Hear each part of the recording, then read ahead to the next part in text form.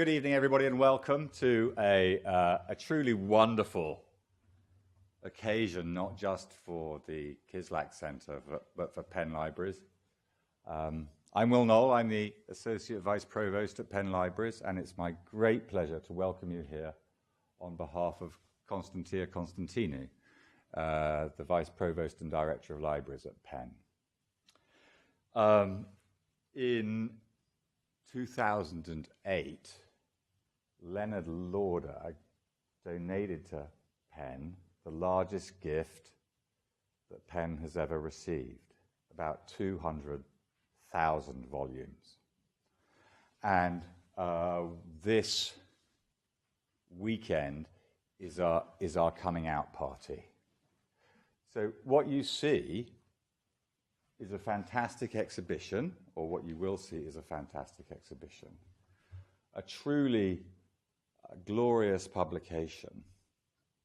And what you won't see are the thousands and thousands and thousands of beautiful processed books that we have been laboring to get intellectual control over for 10 years. So I lost my power of speech when I first saw the Gotham book Mart, together with Regan Kladstrup and John Shaw, in our off-site storage facility in Libra. It was in 3,800 boxes. And someone pulled out a dirty jumper that was supposed to have belonged to a guy called Andreas Brown. And actually mastering this is something that not only took the entire Kislak Centre, but also our dear friends in research collections processing, led by Beth Camden, who's here tonight, which was just great, because this was something that Special Collections really couldn't manage on its own, and it was a fabulous collaboration of the whole of Penn coming together. So I'm not going to call out any individuals, because everybody worked on this project at Penn. It was a totally fantastic effort, and it wasn't always easy. But what sustained the whole project all the way through was the leadership and passion of David Mcknight. And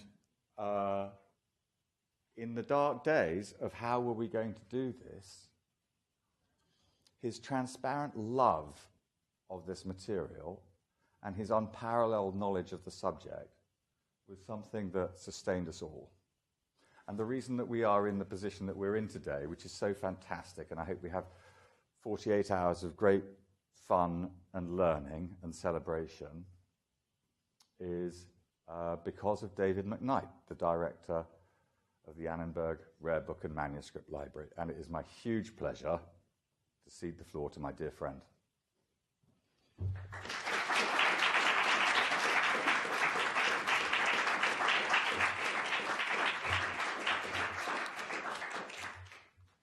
Thank you so much, Will.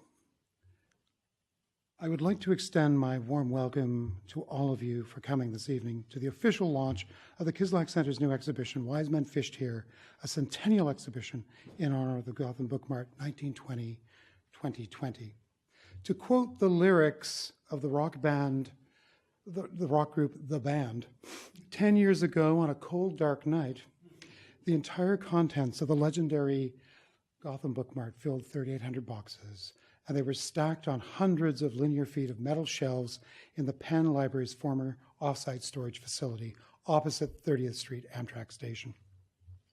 Having visited the shop in the 1970s and several times thereafter, I tried to imagine the reverse, the contents of the boxes back on their shelves, the groaning table of recently published little magazines, the walls lined with photographs of the poets and writers who had made the shop famous during its storied history. A glimpse of proprietor Frances Steloff holding a quart at her desk and my bag full of little magazines at the cache that I had purchased to add to my own bulging collection back in Montreal.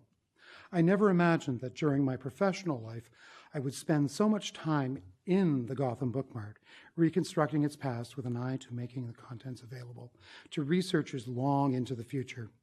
Of course, to quote Ezra Pound, and as Will mentioned, civilization is not a one-man job, nor was the task of unpacking, processing the contents of the Gotham collection.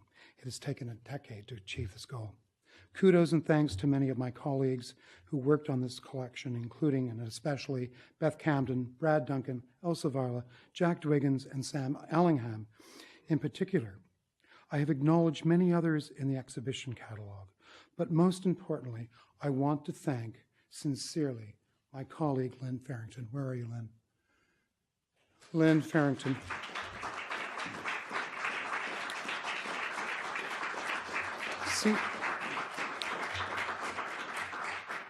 Senior curator in the Kislak Center.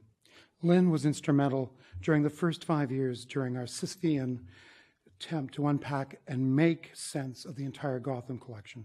Thank you, Lynn. While we kept rolling the GBM all up the hill, indeed, Lynn was freed from sorting through the Gotham flotsam and jetsam. Lynn focused on acquiring the stellar Francois Villain Roger Week collection, fine press collection, one of the finest of its kind in private hands, and I might add that in many respects, the Villain Week collection complements the Gotham Book Mart contents from the comprehensive collection of fin de siècle little magazines to fine press editions of 20th century poetry. As I speak, Lynn is one of the co-organizers of the Whitman 200 celebration. Without Whitman, there might not have been an American, or as some have argued, an international poetry movement. And perhaps there might not have been a Gotham Book Mart as we know it, but that is a discussion for another time. This evening, we also celebrate the opening of the third annual J.I. Kislak Symposium. This year, we honor the memory of the late J. Kislak with a symposium entitled Modernism, Materiality, Meaning. Although the subject of modernism might fall outside the antiquarian bibliographic world of J. Kislak, I hope that the underlying premise of the symposium, which is the scholarly investigation of the materiality of modernist literary forms, will demonstrate through the many fine presentations on the program a survey of methodological approaches to the study of modernist print forms like manifestos, little magazines, or the rise of non-commercial publishers during the first half of the 20th century. This new generation of editors, writers, and publishers sees the means of production to publish the works of avant-garde and unknown writers who are either ridiculed, neglected, or rejected by trade publishers. Underlying this struggle was the question of the place of art generally, and poetry in particular, in an increasingly media-driven society focused on the bestseller. The debate is unresolved, yet poets and presses continue to flourish in print and online. And finally, the rise of the modernist bookstore, like the Gotham Book Mart, a key distributor of modernist avant-garde cultural content for over 80 years. Through the enthusiasm and savvy of shop owner Frances Steloff, she embraced modernism as a brand. As a modernist print culture exploded, the shop's reputation grew in size and importance as one of the key sources for purchasing the offbeat, the obscure, and the obscene. At the height of the store's reputation, Steloff advertised GBM as the headquarters of the avant-garde. This is the notion of the underlying theme of the exhibition as much as the conference. In addition to promoting modernism, Steloff amazingly marketed little magazines during the store's long history. Many booksellers are reluctant to sell little magazines. They are a huge headache, and yet they are of great cultural importance, and some are of high monetary value. One of the iconic modernist print forms of the 20th century, little magazines collectively began as a reaction to the staid fin de siècle commercial literary reviews and quarterlies, which rejected experiment in form and subject. Little magazines would emerge in the 20th century as the primary vehicle for the publication of highbrow poetry and fiction marketed locally, nationally, and internationally to a small, dedicated community of readers who value poetry as an art form and who provide the financial support primarily through subscriptions to these specialized magazines. To get a sense of the current diverse marketplace for literary magazines, I urge you to visit Avril 50 on nearby Sansom Street. Before I introduce our keynote speaker, I would like to say a few words of thanks to the following for their financial support: the J. I. Kislak Programming Endowment, the Gates Fund Penn Libraries, the Philadelphia Avant-Garde Studies Consortium. In addition, I would like to offer my sincere thanks to the following individuals for all of their support in the organization and production of the Wiseman Fished Here exhibition and the catalog: Andrea Gottschalk, Linda Brody, Emily White, Janice Fisher, Sarah Rydell, and Tessa Godomsky.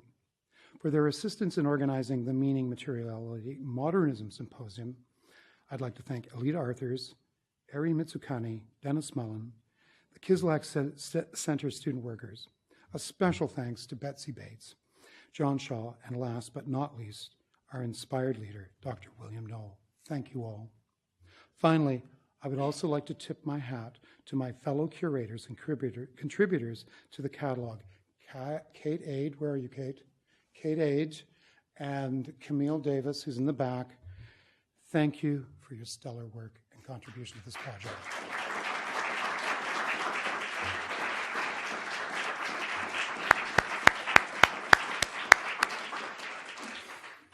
This evening, I have the great pleasure of introducing Professor Andrew Thacker, who is no stranger to the study of modernist magazines and their impact during the 20th century. Andrew, along with Peter Brooker, have edited 2 volumes in the Oxford Critical and Cultural History of Modernist Magazines. As some of you know, I have a personal, some might say chronic weakness for little magazines. Over 10 years ago, I provided images that accompany the essay on Canadian little magazines in Volume 2 of Andrew's Oxford tome. I have followed his work ever since. Andrew Thacker is Professor of 20th Century Literature at Nottingham Trust University. He is the author or editor of several books on modernism, including the Oxford Critical and Cultural History of Modernist Magazines, Geographies of Modernism, Moving Through Modernity, Space and Geography in Modernism, and most recently, Modernism, Space and the City. He was the first chair of the British Association for Modernist Studies, and he is the co-editor of the long-running interdisciplinary journal, Literature and History. His current research consists of 2 projects. One is a second series of volumes for OUP on global modernist magazines. The second is a cultural history of the Modern Bookshop. Appropriately, the title of Professor Thacker's talk this evening is The Pure and the Dirty: Censorship, Obscenity, and the Modern Bookshop. Please welcome Professor Andrew Thacker.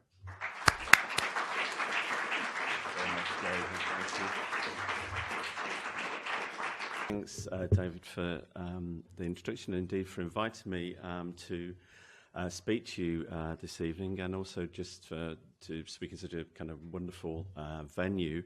I had the privilege this afternoon of David taking myself around the exhibition, and I'm sure a lot of you have been around. It is a truly wonderful exhibition. I was just delighted to see so many things that I've read about, some that I've seen in archives, but presented in that way is just magnificent. So it's a real privilege to know that that's there.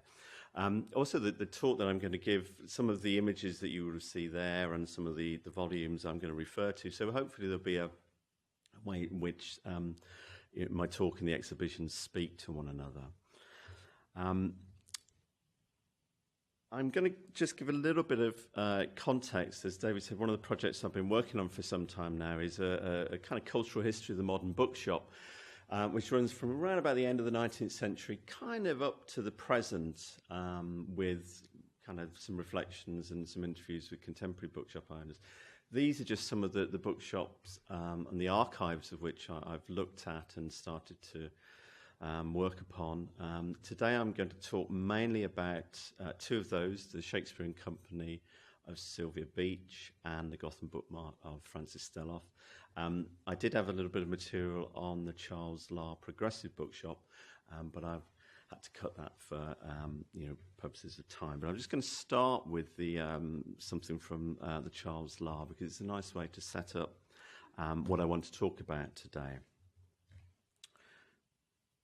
Okay, so sometime in the 1930s, the following sign appeared in the window of the Progressive Bookshop. I love this sign. This is in an archive in London at the moment.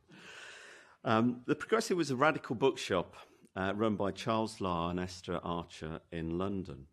And as I say, I'm not going to talk too much about them. I can talk a little bit more about them later, because they're perhaps not as well known as some of the other bookshop owners.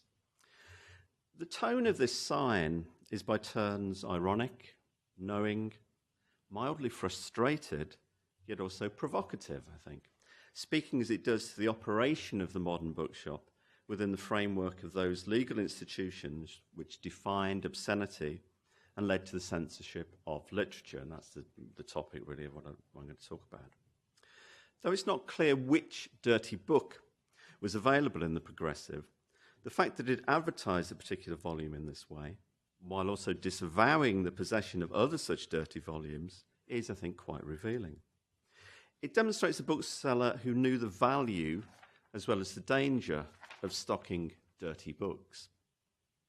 And whilst, like many Anglo-American bookshops, Lahr was, like many Anglo-American bookshops, involved in intricate pas de deux, we might say, with the legal institutions governing literary production.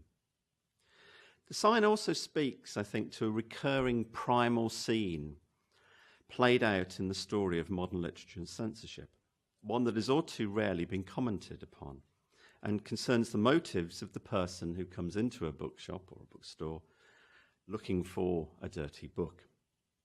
In this scene, somebody walks into a store and asks for a certain volume.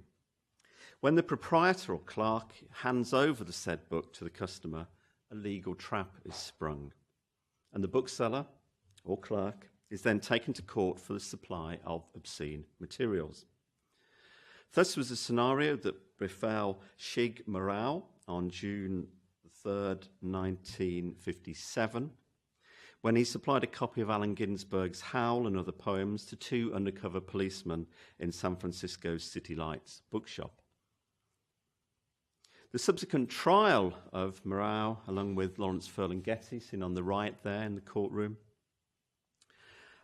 as the book's publisher, Ferlinghetti is the book's publisher and owner of the bookstore, led to a very famous literary case in US legal history.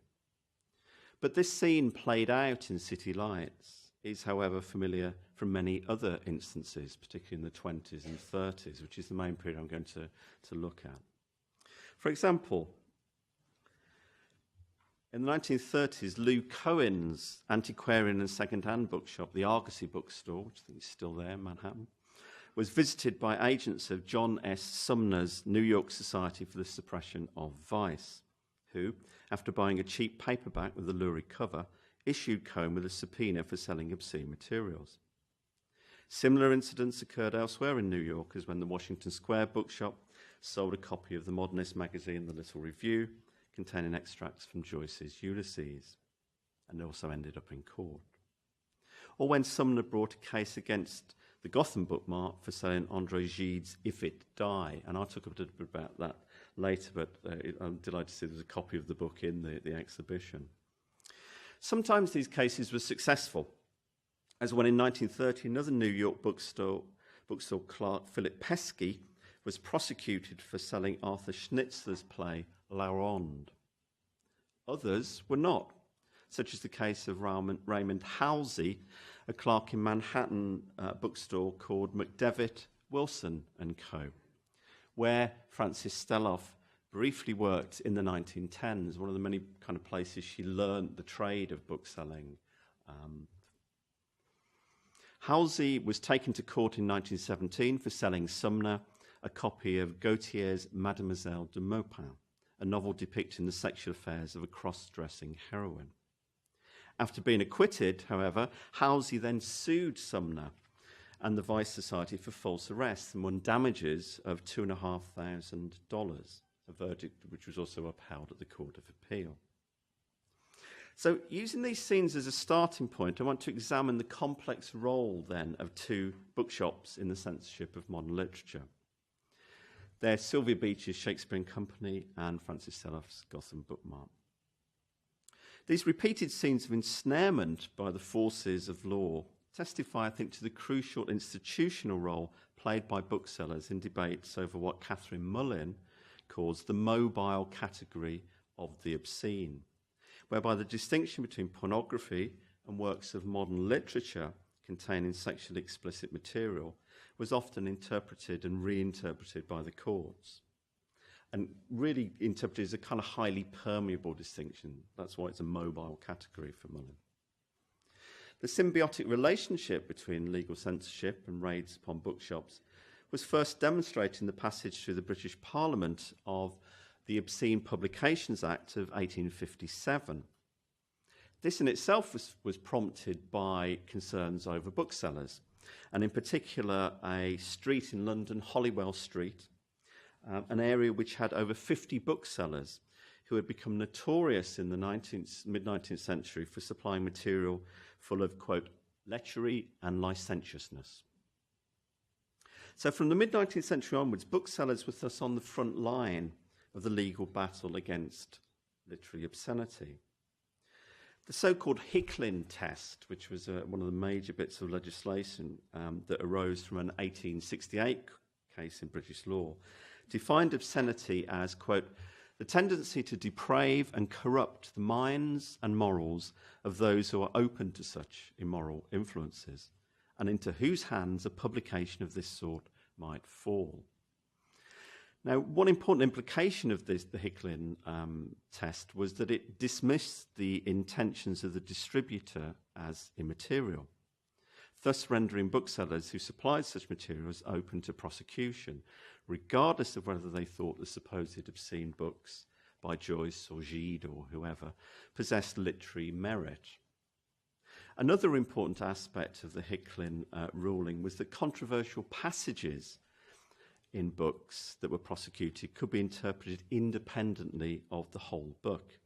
Hence, if any excerpt read alone was judged obscene, then so too was the entire book. And it's one of the kind of extraordinary things that the Hicklin Test became not only influential in legal rulings to the end of the 19th century, but way into the 20th century, but also in the United States, Australia, South Africa, and India. I mean, it was the kind of go-to bit of legislation for looking at obscene books. As late as 1951, a federal judge in San Francisco cited Hicklin when he ruled that two books by Henry Miller were obscene. So the impact of the Hicklin Test on modern literature led many 20th century booksellers to become engaged in a complex struggle against literary censorship. And exploring this topic, I want to make three main arguments. The first concerns the dominant narrative surrounding such booksellers and the category of obscenity. Booksellers like Beach and Steloff have often been praised for their roles in battling against censorship as part of a wider set of modernist discourses that attempted to distinguish the literary depiction of obscenity from the more commercial practice of selling pornographic books. However, I want to suggest that that is indeed the case, but there's also a more complex picture that's going on here, whereby the practices of these booksellers, where these bookshops specialise in promoting the culture of modernism, often drew upon publishing networks that were dedicated to the production of pornographic material. Thus, Mullin's category, the mobile category of obscene literature, was matched, I think, by booksellers who niftily switched between different publishing networks. From the high modernism of a limited edition by a small avant-garde press, to a publisher specialising in books dedicated to what was known as the English vice. And if you don't know what that was, that's erotic literature concerning flagellation. Okay. Very popular at the end of the 19th century, amongst a certain class of English gentlemen, I think. Now, the second argument concerns how the debates around literary censorship in the 20th century demonstrate a change in the cultural status and standing of the bookseller. So I'm interested really in the kind of status of the bookseller that occurs from this. The Hicklin Test, as I've suggested, opened up booksellers as the primary distributor of obscene material to intense scrutiny. They were the point of contact, of course, between the reader and the so-called dirty books. The bookseller, rather than the publisher or the author, became the key target then of legal discourse. To prosecute them for supplying such material implied in some sense that the bookseller was something of an expert in the fields perhaps of both literature and law. A bookseller thus had to be able to determine whether a book was obscene and hence not sold openly. Equally important was their ability to act as something as a literary expert, able to justify in court if a book by somebody like Gide or Gautier or whoever possessed literary merit. So legal discourse around censored books highlights, I think, the many roles that a bookseller has. They can be a distributor of banned materials. They can be a publisher of banned materials, because a number of booksellers, of course, published as well. They could just be a citizen promoting the cause of free speech, and indeed a number of booksellers, clearly that was one of the things that impelled them. They're also an expert on the legal status of the literary and the obscene, and that's kind of clear from some of the cases. But they're also a friendly guide for those seeking unusual reading matter. However, as a consequence of a number of the important legal cases around censorship in the 1920s and 30s, the notion that the bookseller was primarily responsible and hence guilty for supplying obscene materials came to be rejected. And with it, the status of the bookseller as a quasi-legal and literary expert declines. I'm kind of interested in the way that the legislation starts to not target booksellers, but it means a kind of somewhat of a decline in their status as well. The third argument I want to pursue here concerns the unintended consequences for bookshops of becoming involved in high-profile cases of censorship. The censorship of works of modern literature was carried out in the name of protecting the public, or that part of the public deemed to be susceptible to corruption by the Hicklin Test. And the Hicklin Test tended to understand those whose minds might be corrupted to be young people, to be women, and to be the working classes. But such repressive practices have also had several unintended consequences for modern literature. As Celia Marshik has noted of British modernism, censorship was not only repressive, but also, and here she follows Foucault's conception of power, it had productive effects. Modernist texts saw their cultural value enhanced as a result of a threat of censorship, argues Marshik. It enabled writers to construct a public persona, she says, such as that of the martyr or the enfant terrible, as in the case of Joyce, is one of the people she writes about. Writers charged with obscenity could thus see their cultural value raised as they became positioned as modern or in the literary vanguard. And as Marshik notes, charges of indecency and obscenity both enabled and compelled artists to assert their modernity so that they appeared, in her phrase, prescient rather than pornographic. To adopt the terminology of Pierre Bourdieu, such writers charged with obscenity could see their symbolic capital rise somewhat as they became consecrated, in his terms, for their willingness to challenge the legal rules and obtaining a certain prestige for their daring. I think a similar interpretation can be made of bookshops and those that are taken to court for distributing such material. Prosecution positioned these bookshops as defenders of free speech and again of being modern. It also acted as free publicity, indicating to those members of the public interested in the dirty books of modern literature that these were the places where one might obtain Radcliffe Hall, D.H. Lawrence, Henry Miller. In her autobiography, Sylvia Beach, for instance, notes the benefits for her business of the censorship of Ulysses, since she said its reputation as a banned book helped the sales. More than this, however, she notes how after its success, writers flocked to Shakespeare and Company on the assumption that I was going to specialise in erotica. So the productive effects of the censorship of Ulysses for Shakespeare and Company is thus where we begin. Okay, so I've got a little bit about the banning of Ulysses, which may well be very familiar to certain people who work on Joyce. But it's useful to just sketch that context, I think.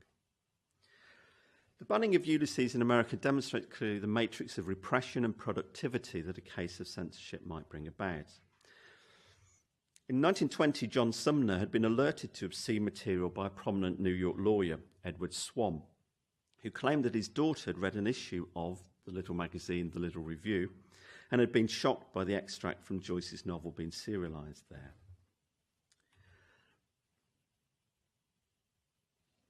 So here we have the extract from Nausicaa.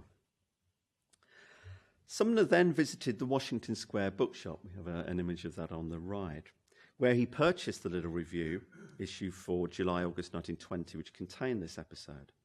Now, at this point, the Little Review's offices were on the top floor of the building occupied by the Washington Square bookshop on West 8th Street in New York. So the initial case by Sumner was brought against the proprietors of the bookshop following the kind of Hicklin Test for supplying this material. And it was only the intervention of the lawyer and patron of modern art, John Quinn, that managed to get the case against the bookshop dropped. However, the trial, of course, of the editors of the Little Review, Margaret Anderson and Jane Heap, famously went ahead. And it was the successful prosecution of the magazine that led Joyce to abandon book publication plans in the United States.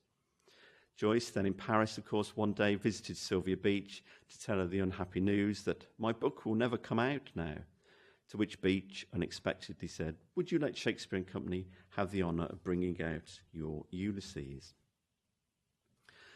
So to some extent then, this famous case of censorship, commencing with an offence carried out in one bookshop in New York, had far-reaching and transnational productive effects for another bookshop, because it consolidates really the reputation of Shakespeare and Company, absolutely, as a key institution in the diffusion of modernism.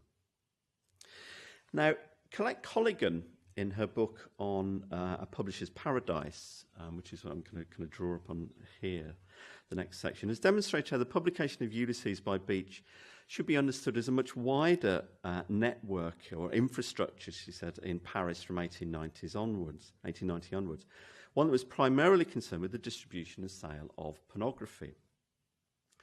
So the clampdown that had occurred on those licentious booksellers in London, in London's Holywell Street, was so successful that by 1910 there was virtually no British production of pornographic materials. However, French law around obscene literature was much more liberal, and hence Anglophile booksellers in Paris sprung up who would publish pornography in France and then distribute it by mail order to customers in Britain. Foremost amongst these was something that Colligan writes well about, a guy called Charles Carrington, an English bookseller, publisher as well of pornography, who along with several others relocated in Paris in 1895. And it's Carrington who invented the category of something called the Paris edition. And then these are books that were published in Paris that could have seen as being prosecuted if they were published in Britain, for example. So for an example, in addition to his specialisation in that stuff, the English vice, the flagellation literature, Carrington also published at least 7 different Paris editions of Wilde's The Picture of Dorian Gray from 1901 onwards. And the reason for this was because after the Wilde trial, British publishers shied away from publishing Wilde's work. They just kind of wouldn't touch it. Beach sold several copies of Carrington's editions of Wilde, but her engagement with him and other similar booksellers went much further. According to Colligan, Beach dealt regularly with those purveyors of pornography and became what she called a crucial intermediary figure, bringing together sets of networks in her bookshop that we sometimes kind of, working in modern studies, we think of as slightly separate. In her autobiography, however, Sylvia Beach played down these links. She did notice that the publication of Ulysses meant that the bookshop attracted other authors who were having difficulties in obtaining publishers, such as Frank Harris for his memoir My Lives and Loves, Henry Miller's notorious dirty book, Tropic of Cancer, and perhaps most famously D.H. Lawrence's Lady Chatterley's Lover, which was at that point only available in a very small limited edition published in Florence in 1928. Beach was first lobbied by Richard Aldington and then by Aldous Huxley, who were friends of Lawrence, to publish Lady Chatterley's Lover. Then Lawrence himself visited the bookshop to try and persuade her to publish it. Beach said that she felt sad refusing Lawrence's Lady, and she found it difficult to explain to him that aside from financial constraints on publishing more books, I didn't want to get a name as a publisher of erotica, she writes. I'm aware that, the bit about the financial constraints, I was just thinking about this, that it may well have been that, she'd been subsidising Joyce along with many other women for some time at this point. So when Lawrence comes along, maybe she thought, oh, no, another guy wanted me to publish his book and give him money. So maybe there was something more to it. Beach suggests that Lawrence tried another Paris publisher, Edward Titus, who then did publish Lawrence's book, and then Beach distributed it, along with many other censored volumes, such as Harris's memoir and Radcliffe Hall's Well of Loneliness. Though Beach balked and rejected the idea of being labelled as a publisher of erotica, it's clear from her archive that she was an important distributor of such works.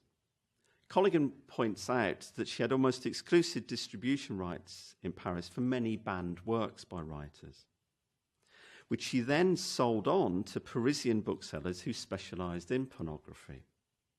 She also purchased works from booksellers such as Carrington, and particularly interesting one book with the kind of really unpleasant title, Raped on the Railway. And I was looking for some kind of images there, and I just thought, no, they're just too unpleasant.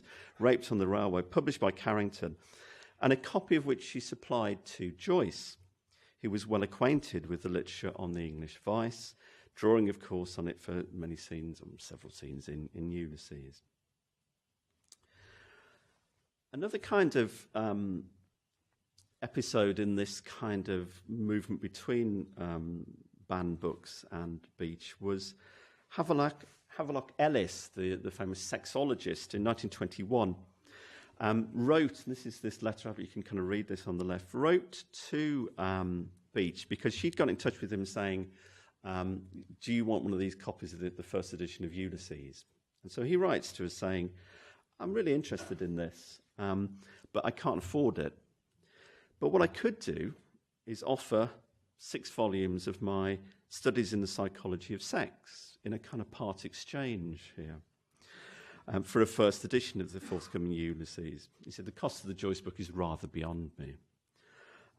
Ellis also acknowledged that his book was difficult to obtain through, and I've just circled a bit at the bottom, ordinary trade channels.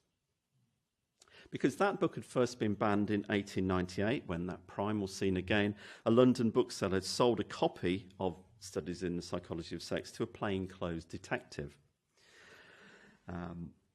Okay, so it's that scene again. So Beach's role here indicates, I think, how she too operated, both within and outside of ordinary trade channels of literary bookselling.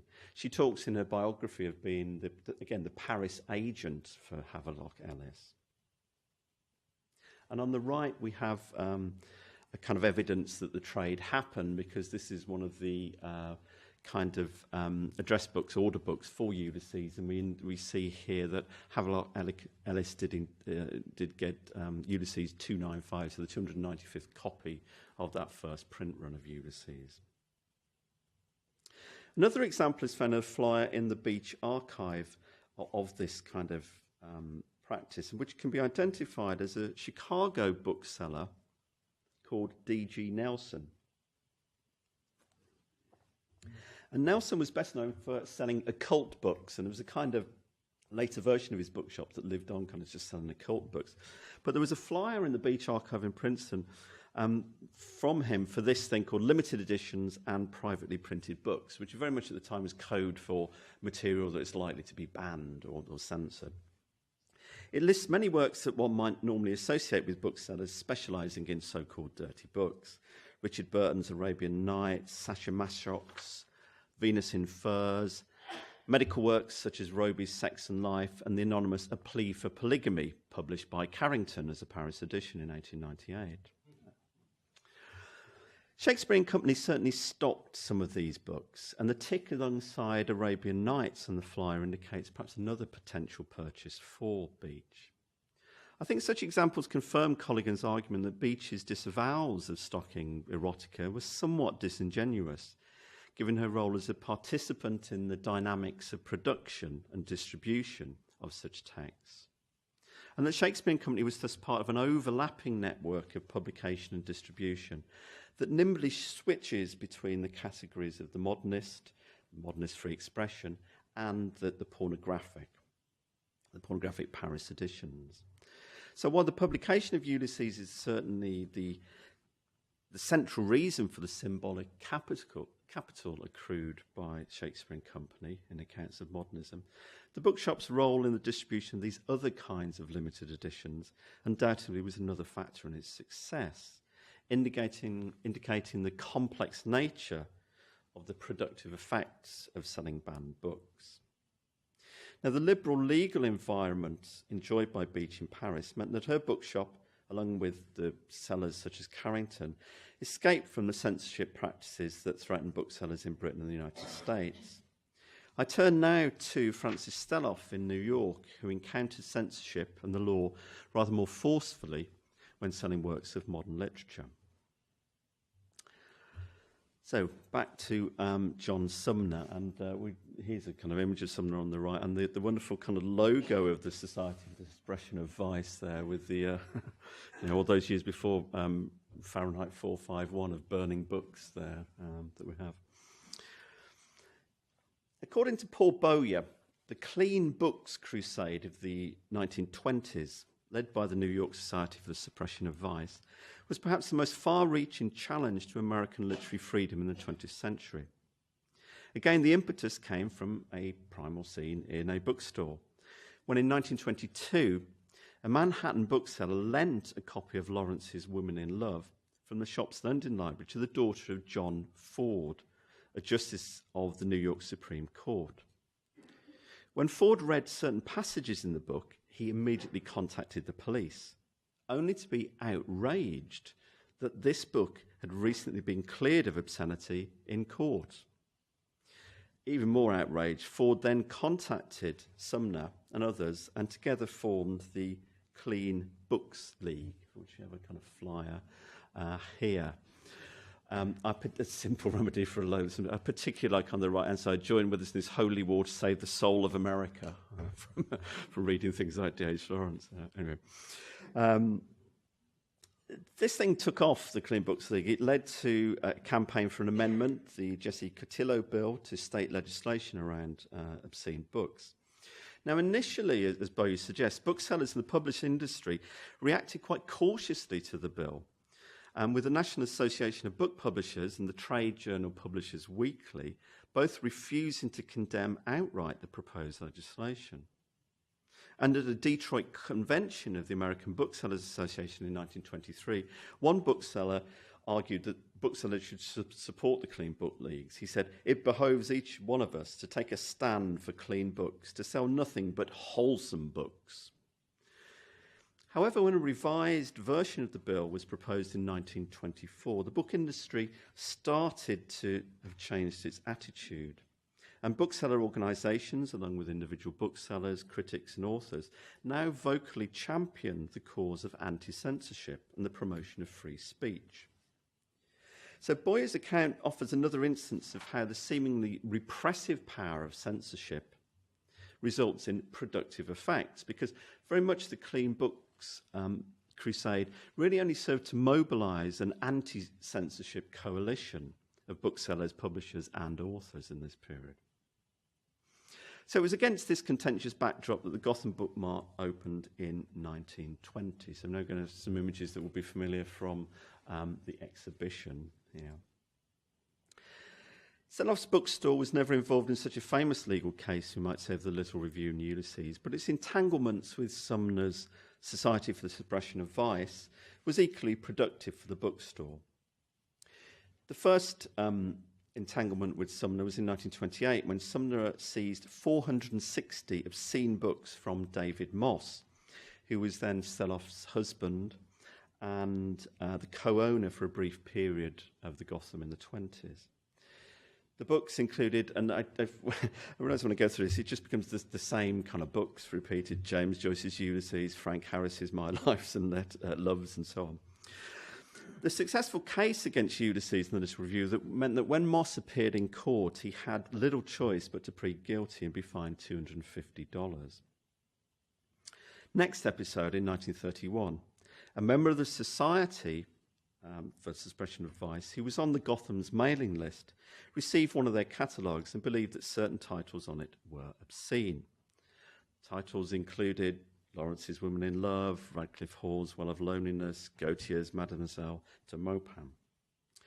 Strangely, given the notorious status of these volumes, the Society chose none of them for its legal case, but instead picked two other books, and here we have the memorandum set. This is one of the kind of court things submitted by the defendant in this case. The two books they picked was From a Turkish Harem and something called The Adventures of Shi Min Ching, both translations of classic works that were already readily available in public libraries. As Steloff wryly noted, I suppose there were too many books for the court to read, so they selected the two titles which sounded most wicked. The case was eventually dismissed, with Judge Brodsky ruling that although, for example, Turkish harem did discuss sex, it does so, he said, in a harmless and delectable manner. Now, Sumner complained bitterly about this decision, and issued a press release berating the judge, attacking the newspaper coverage of the trial, which had tended to side with the bookshop. So here's the kind of the press release. Such reports in the press, Sumner said, were encouraging dealers in obscenity, giving them aid and comfort in the carrying on of a nefarious and degrading trade, ensuring that, quote, obscene volumes could now be openly and indiscriminately displayed and sold to persons of any age, sex, or mental state. And that's, again, drawing very much on that Hickling thing, that it's, you know, it's the kind of weak and feeble that are going to be most influenced by this stuff, so we've got to keep it away from them. Yeah. Steloff considered suing Sumner for the costs. She'd already spent $1,000 on the case, but was advised against it. Partly, Steloff's annoyance stemmed from what she perceived as the kind of rank hypocrisy of the censorship campaigners. For she complained in her unpublished memoirs, the names of one of the sponsors on the letterhead of the New York Society for the Suppression of Vice is a well-known collector of erotica who had a man searching all over Europe for rare items to add to his collection. Now, actually, in the kind of manuscript typescript for this, she scribbled out one and written two, and then I think she scribbled out and written three. So I think they were all at it. It was her perception. Yeah. Steloff's revenge, however, was to prepare a mailing list for her customers of those books upon which Sumner had been defeated in court. Here again we see the idea of the productive effects, I might say, of a bookseller being taken to court, turning the occasion into an opportunity to publicise their stock and say, we have these books if you like them.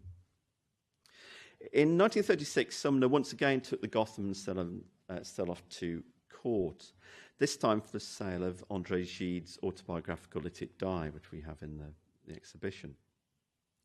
In court, Sumner handed a copy of the book to the judge and stated what the charge was: buggery. The magistrate looked at Steloff, who allegedly replied, "What on earth is buggery?" Steloff was then detained by the court, and that's not because she didn't know the meaning of the word, right?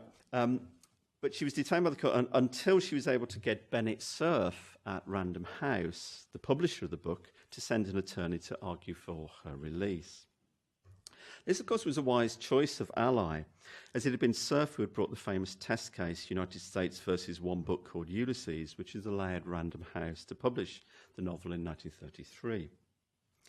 In another sign of the changing climate around literary censorship, the case against Steloff was eventually dismissed by Judge Perlman, though the bookshop itself received much publicity, with her arrest being widely reported in the press.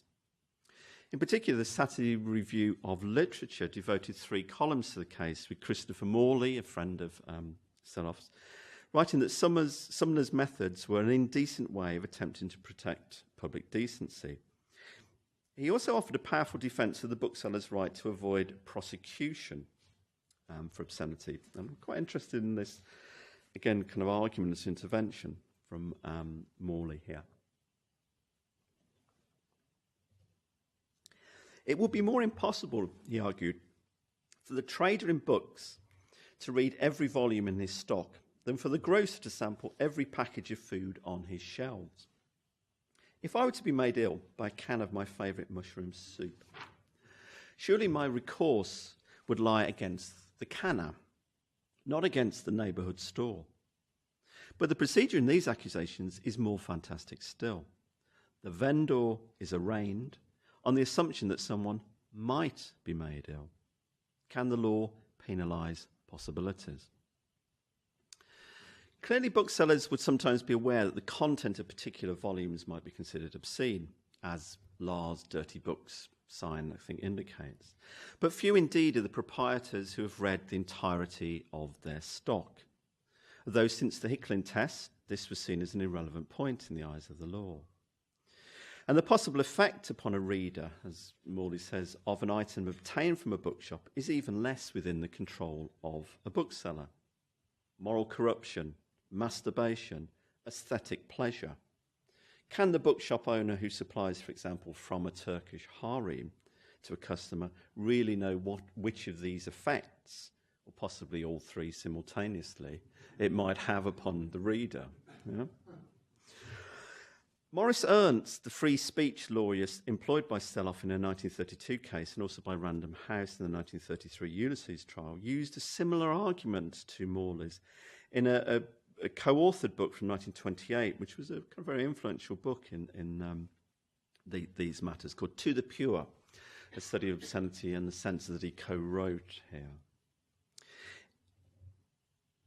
In the book, Ernst suggests that when the law seeks to identify who is liable for producing an obscene book, it is the bookseller rather than the printer, author, or publisher who's most often chosen for arrest, and becomes, quote, the critical expert in the case. This is manifestly unfair, argues Ernst, since the bookseller has so many books on their shelves that they know not of what to beware, particularly given the present unknown rules of literary decency. Even reading trade notices or book reviews can make him only slightly acquainted with their character. So unless it can be demonstrated the bookseller knew the contents of a book were definitely obscene, then, Ernst writes, the bookseller should certainly be allowed to transfer the guilt where it belongs, which for Ernst should be the publisher and the author, who act as experts in the judgment of obscenity.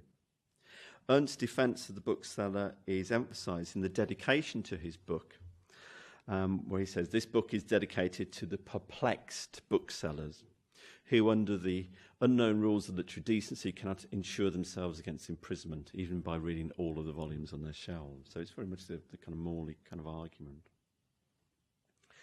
Now, what's most intriguing, I think, in the arguments both of Morley and of Ernst is the way in which the defence of the bookseller in the legal realm also results in a kind of diminution of the bookseller in the cultural realm, because they're not now seen as the critical expert. Perhaps aware of this paradox, Morley's article, just to go back to that one, also suggests that bookshops such as the Gotham occupied a quite different position in the cultural field than the true supplier of dirty books. And he argued then that what they were trying to do was uphold a certain notion of cultural taste. So back to kind of Morley's argument here. He said the Gotham bookmark, known to many readers of the Saturday Review, happens to be a shop of artistic and mature clients. It deals not only in current books, but in first editions, rare and out-of-print items, works on drama and the arts. Bookstores of this kind make generous contributions to public taste and culture. They are the last places likely to be visited by callow by the callow hunter for tripe and smut. Now, recalling Lars' sign about the availability of dirty books and some of the stuff we've learned about kind of the books that Beach would supply, we might react with a certain amount of scepticism here on Morley's point. Because clearly these kind of bookshops like the Gotham did, attract certain people looking for tripe and smut. Morley's claim, however, that the Gotham contributed to public taste and culture can also again be understood in terms of Bourdieu's arguments about the consecration of the bookshop for the type of kind of symbolic capital it sells. However, this symbolic capital of the bookseller as an upholder of free speech, challenging literary puritanism, is again somewhat undermined by a legal argument, such as Ernst's, that sought to exculpate the bookseller by diminishing their status as a critical expert. So rather than censorship bringing unknown productive effects to a bookseller, here we see how the case for the legal innocence of the bookseller produces, to an extent, something we might call counterproductive effects. Now, Judge Perlman, when dismissing the 1936 case against the Gotham, made a number of interesting suggestions that were germane to kind of Morley's argument. First, he robustly dismissed the idea that limited editions should be exempt from prosecution. He suggested that between bookshops that supplied items of high cultural capital and those that merely distributed cheap tripe and smut, you can't really distinguish them. So here's what he kind of said. Counsel for the defendant urges factors to be considered by me that the book in question sells for $5 and is part of a very limited edition. Such evidence is immaterial. I cannot say that a 50-cent book is obscene, but a $5 book or a deluxe edition is respectable. Such a view gives rise to two contrary implications. First, that the rich and extravagant have a monopoly of good manners and morals, which is not true. Quite right. Or second, that the rich and extravagant have either already been corrupted or were not worth saving, which is also not true. More debatable. Second kind of point Perlman suggests is it's a literary critic rather than a legal profession who might be better disposed to make judgments upon the supposed obscenity of books. And he kind of draws in another case and says that actually it's literary experts that need to be brought in here. And finally, he proposed the shifts away from the Hicklin Test, which focus on those isolated passages, because he said, for example, in Gide's book, although there were a few paragraphs that were undoubtedly vulgar and indecent, they form an essential part of the main theme of the book. So you have to consider the book in its entirety, he says. Finally, he says, books like Friends must be chosen by their readers themselves. It's not part of the duty of the courts to exercise a censorship over literary productions or to regulate manners or morals. Now, the idea that books are to be friends chosen by the reader points to an aspect of bookselling sometimes missed in accounts of the practice. Booksellers, in this case, might play a role as kind of shapers of public taste or culture by means of acting as friends to their customers, offering advice on particular books or supplying books on specific topics. The archive of certain bookshops, the correspondence that you find in the Gotham, demonstrates how the proprietor often acted as a friend, offering personal advice to readers and authors. And I'm just going to look at a couple of examples of that. Throughout the mid to late 1930s, one of the literary friends distributed by the Gotham that Sumner seemingly failed to notice was Henry Miller. There's extended correspondence between the Gotham and Miller on how they might supply the demand in the US for this book in particular, Tropic of Cancer, which was published in Paris by Obelisk Press. In 1936, Miller wrote to Steloff asking her advice, for example, on US bookshops that she could contact that would be willing to sell his book. By 1938, the Gotham wrote to Miller that they were frantic for copies of Tropic of Cancer after a Time article on Miller stirred up demand. Customs officials, however, were holding up all copies. So various schemes and subterfuges were concocted by Steloff to avoid the scrutiny of customs, such as routing the books via Mexico or posting the volumes ordered by customers to Henry Miller's father.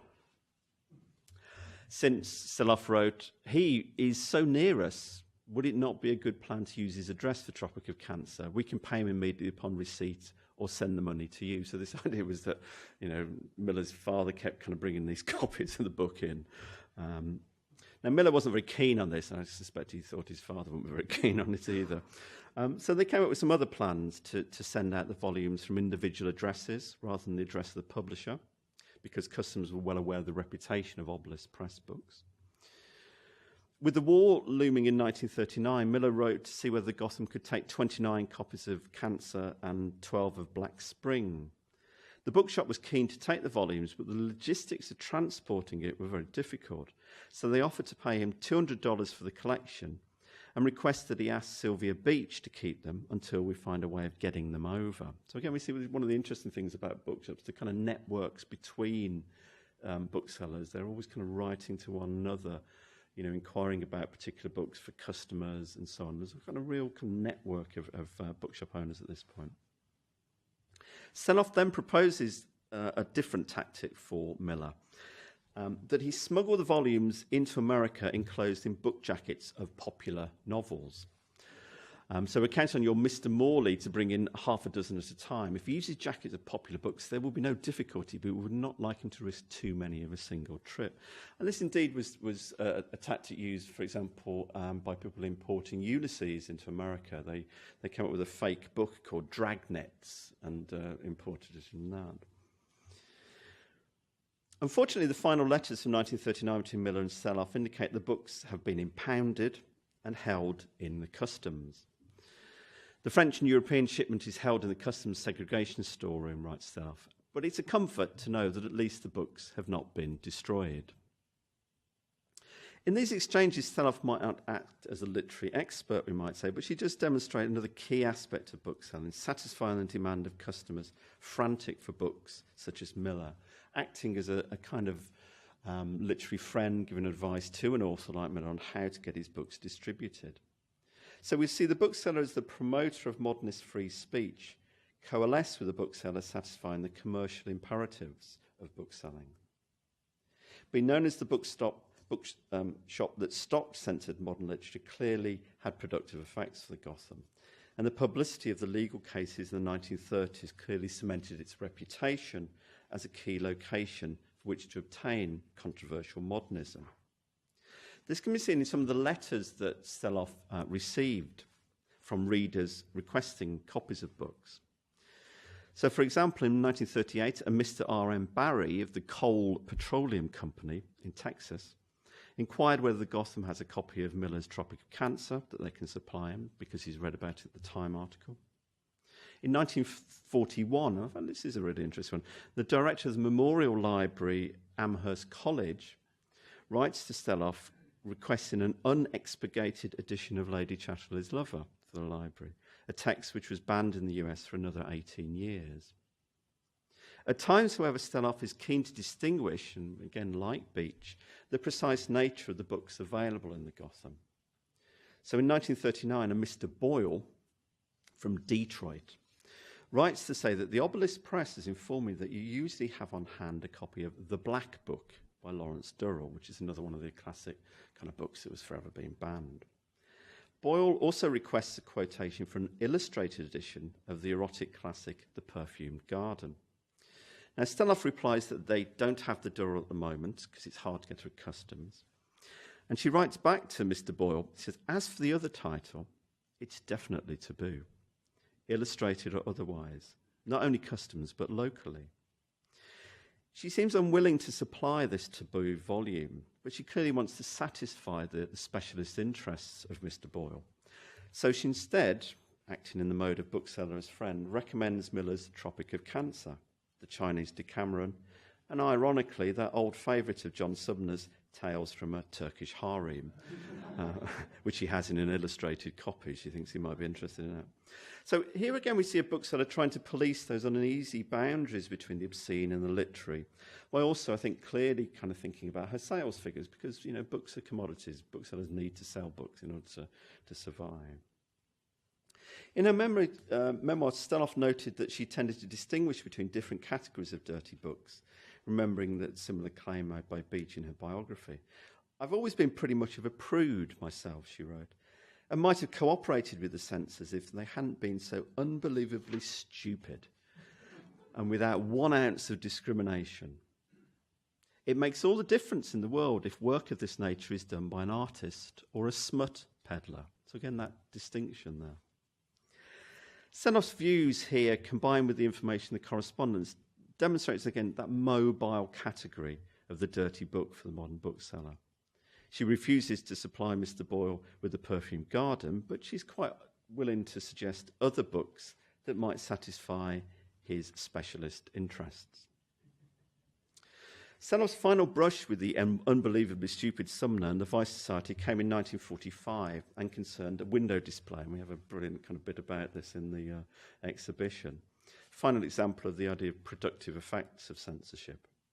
This is the window display that was created by Charles Henry Ford, editor of View, to announce the publication of the new book by André Breton that we have here. And the surrealist display was prepared by Breton and Marcel Duchamp and contained the headless figure with the tap on its eye called Lazy Hardware. And I think somebody's going to talk about this later in the conference. I won't say too much about this, but I'm interested in just the censorship moment. So the day after the window display was finished, Sumner appeared at the shop. "I have a complaint," he said, pointing at the window. "But," said Steloff, "she has an apron on." But Sumner's objection was not to the model, but to the painting on the poster for the book's cover, which included 2 small figures, one with her breast showing. "But it's by Robert Matter," said Steloff. "He's in the permanent connection of the Museum of Modern Art." "It can't be helped," said Sumner. "It will have to come out." Steloff's final retort was to say to Sumner that one must have a dirty mind to see obscenity there. Sumner then left, leaving his card, and requested that she let him know her decision the next day. Steloff's inventive response was to attach Sumner's calling card to the objectionable part of the poster, on which, in large letters, she wrote "censored." This, Steloff notes, drew larger crowds than before, and the display remained in the window a full week. So such a tactic draws from the visual culture of advertising, the discourse of censorship, only increasing interest from the passing public in the contents, the controversial contents of the bookshop, illustrating yet again the productive effects of proposed censorship. Okay, just to kind of conclude then. Bookshops, I've been arguing, have been key sites of the encounter between modernism and the institutions of law. And the stories I've been kind of pursuing here of Sylvia Beach and Francis Steloff, we can trace some of the complexities involving print culture and obscenity in the 20th century. The encounter of a particular bookshop with the forces of law could indeed threaten their very livelihoods, but it might also generate publicity and support from other champions of modernist free speech. Such were the productive effects that aided in attracting new customers. Bookshops such as Beach and Steloff are interesting for the individual interventions and discriminations within the cultural field by their proprietors, as shown in their wishes to distinguish, however precariously, between the literary and the obscene, the dirty words of modernism and the really dirty books. However, we have also seen how the borders between these categories are often blurred by the actions of booksellers, such as Beach and Steloff, who might balk at publishing dirty books, but were more than happy to sometimes distribute them to their customers. So in the accounts of bookshops that became entangled with the law relating to the censorship of obscene materials, we see the shifting status, I think, and role of the bookseller themselves, from a legal subject who knowingly distributes obscene materials to someone who no longer possesses the status of a critical expert. They become a literary friend who nevertheless navigates the categories of the obscene and the literary and the advice they give to writers, authors and readers. And I think this change in status is clearly demonstrated in the Howell trial of 1958, which I started with. Because if you look at the account of who is who is called for witness at that, there are no booksellers. It is all the experts are academics or professional critics. And so that's this kind of flipping of the kind of cultural status, I think, of the bookseller that we see. A final example then of the primal scene with which we open demonstrates how booksellers have not only encouraged debates over free speech, but sometimes used other tactics to outwit the censor. John Sumner, his last appearance today, and some accomplices, once visited Harry Gould's Aberdeen Book Company on New York's Book Row. So 4th Avenue in New York was the famous kind of book row, like store after store. They posed as regular customers in search of certain specialist kinds of material. The proprietor thus suggested a copy of John Cleland's erotic classic, Fanny Hill, or Memoirs of a Lady of Pleasure, bound in high-quality leather and priced at $100. As the book was sold, Sumner triumphantly began the process of arresting the seller of yet another dirty book.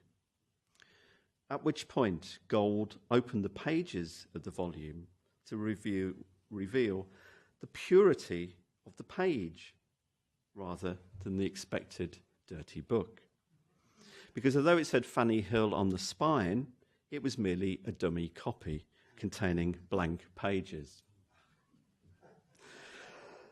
Sometimes, we might say, a dirty book only exists in the eyes of those seeking to ban them. Or, as Francis Stelloff replied in that last encounter with Sumner, one must have a dirty mind to see obscenity there. Okay, thanks very much.